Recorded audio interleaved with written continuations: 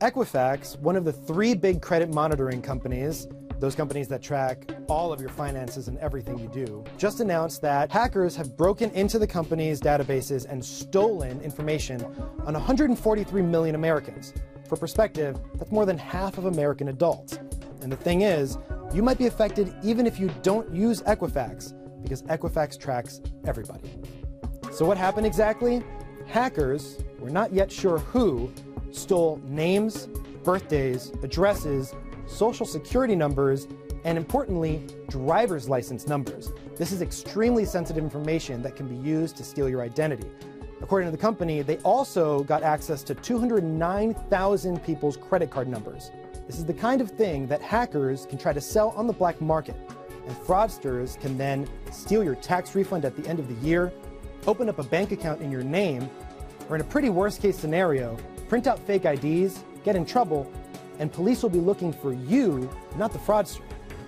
You might be affected by this even if you've never heard of Equifax, because this company tracks everyone who's applied for a loan, a mortgage, or opened up a bank account. Now, how do you find out if you're affected?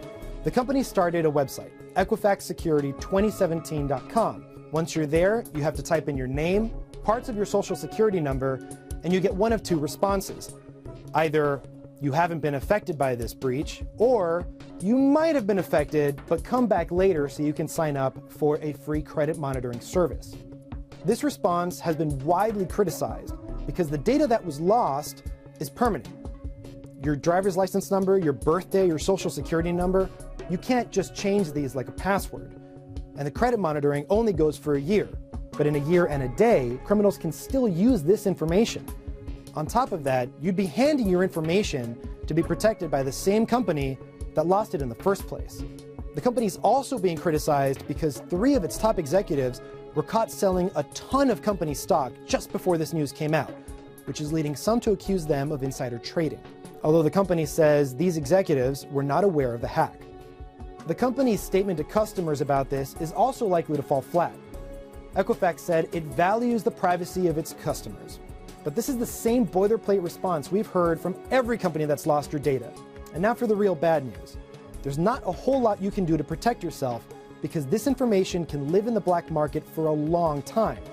Now, some privacy experts have suggested that you can do something called freezing your credit. That would prevent anyone from opening up a credit line in your name without you taking big steps to unlock it first.